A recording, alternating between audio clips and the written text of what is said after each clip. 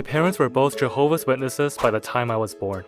So I studied the Bible, attended meetings, and went out in service with them. Growing up in the truth, I knew that living by Bible standards is what's best for me. And my parents were always so zealous when it came to spiritual things. So when I think back, I just didn't want to let them down. Following Bible principles is not burdensome or even that difficult.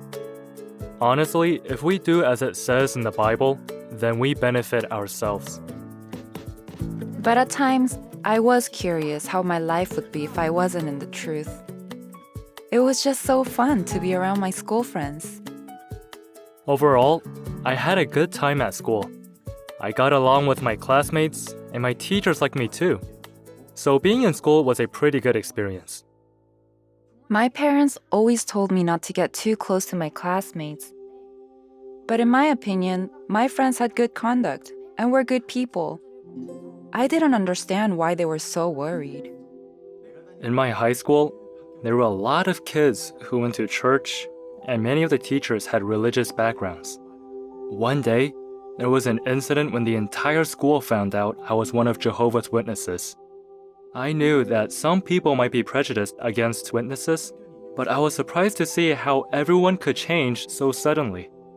I started spending more time with my classmates. But the more I hung out with them, the more I saw that we were living completely different lives. Their conversations would be about trips they went on over the weekend and what they bought on their latest shopping trip. But when it came to me, all I had done was spiritual activities. It felt like I was missing out. I felt alone and like an outcast. I knew in my head that Bible principles are right and beneficial. But when I was actually put in that situation, I wasn't so sure anymore.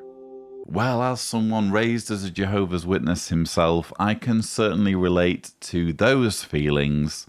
We're watching the March 2022 JW broadcasting episode, and it seems we must again be subjected to what I think is just an attempt at ripping off YouTube vlogs. It's the series My Teen Life, and episode 3 is How Can the Bible Help Me? If I was going to give it an honest title, the title would be How Can the Bible Help Me Look Down on Non-Believers? That's essentially what this is all about. Young Jehovah's Witnesses are being reminded that their classmates are doomed, their classmates are worldly, and can't possibly be good people without being Jehovah's Witnesses. They're going to be obsessed with material things. They're going to be obsessed with the latest thing they bought in the store. So they're not really friend material. You need to just hang out with fellow believers, with other Jehovah's Witnesses.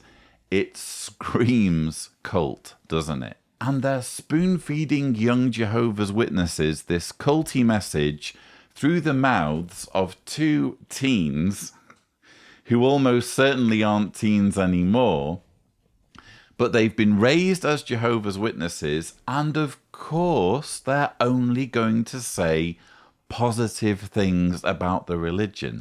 They're never going to get on camera and say, being raised as a Jehovah's Witness really sucked, and actually it made me feel overly superior regarding my classmates, because I was raised to think that they would be destroyed imminently at Armageddon. So what was the point in developing friendships with people who would be fireball fodder in just a few weeks when Armageddon comes? These young spokespersons, lovely though I'm sure they are not speaking authentically. They are being shoved in front of the camera by a controlling cult and told what to say, told what their message needs to be. And here, apparently, is the solution for young Jehovah's Witnesses who are feeling despondent because they feel isolated due to their beliefs. My mom shared Mark 8:38 with me. The part in the scripture where it says that if we are ashamed of Jesus Christ, he will be ashamed of us really hit me. I realized that deep inside, I had been ashamed of being a witness. About that time, my parents helped me to associate with brothers and sisters who were participating in many different forms of full-time service so that I could hear their experiences. That helped me to decide which direction I wanted to go in my life.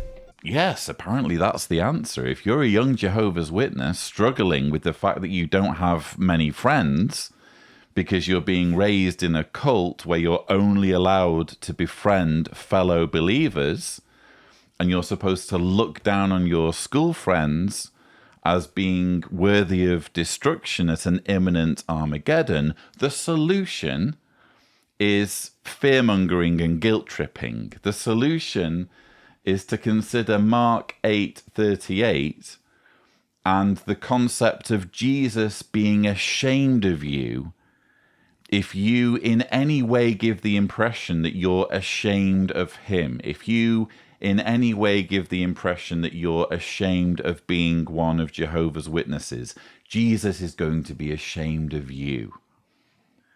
That's the message that's being given in My Teen Life, this week's installment of. And also the solution, of course, is to just hang out with other Jehovah's Witnesses. That's going to solve everything. That's going to solve the feelings of despair, of loneliness, of isolation. Just make sure you're keeping bad associations at arm's length. Just make sure you're shunning anyone who isn't in your religion, and just surround yourself with people who have the correct religion, who are going to reinforce the indoctrination that's being thrust on you by your parents.